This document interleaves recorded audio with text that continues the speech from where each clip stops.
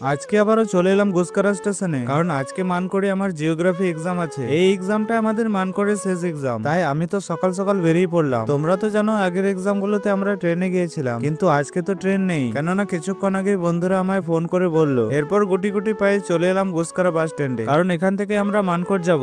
এদিকে মামুনি নিজের বান্ধবীকে ফোন করে ডেকে নিল। মামুনি দুটোকে বিদায় জানিয়ে দিলাম, কেননা একটু পরে আমার দুই বন্ধু চলে আসবে। যাই হোক, আবারও দেখা হবে মানকড়ে। এদিকে আমার দুই বন্ধু চলে এলো, কিন্তু তারা জানতো না যে আমি এখানেই তাদের জন্য অপেক্ষা করছিলাম। আমি তাদেরকে ছোট্ট একটা সারপ্রাইজ দিলাম। এরপর আমি গুড় আর বাদাম তৈরি এই চিক্কি কিনলাম, আর সাথে বন্ধুদেরও খাওয়ালাম। যাই হোক, আমরা পৌঁছে গেলাম মানকড় কলেজে। গিয়ে দেখি কলেজ পুরো ফাঁকা, তাই টাইম পাস করার জন্য আমরা এই জায়গায় চলে এলাম। মানকড় থেকে যারা এই ভিডিওটা দেখছো, কমেন্ট করে জানিও এই নদীটার নাম কি। কিছুক্ষণ পর রুমে এসে দেখি এত বড় কলেজে আমরা মাত্র 10 জন এক্সাম দেব, আর এক একটা বেঞ্চে এক একজন করে। এরপর টানা 3 ঘন্টা এক্সাম দেওয়ার পর আমরা বেরিয়ে এলাম। আর এই বন্ধুটাকে দেখো, বন্ধুর হাল তো পুরো বেহাল হয়ে গিয়েছে। আমরা তো ভেবেছিলাম বাসে করে ফিরবো, কিন্তু হঠাৎ জানি না কোথা থেকে মামুনির জন্য একটা গাড়ি চলে এলো, হয়তো রিলেটিভ কেউ হবে। ওই গাড়ি করে চলে এলাম বাড়ি। তো গাইজ, আজকের ভিডিওটা এখানেই শেষ করছি। দেখা হবে আবারও কোনো নতুন ভিডিওতে।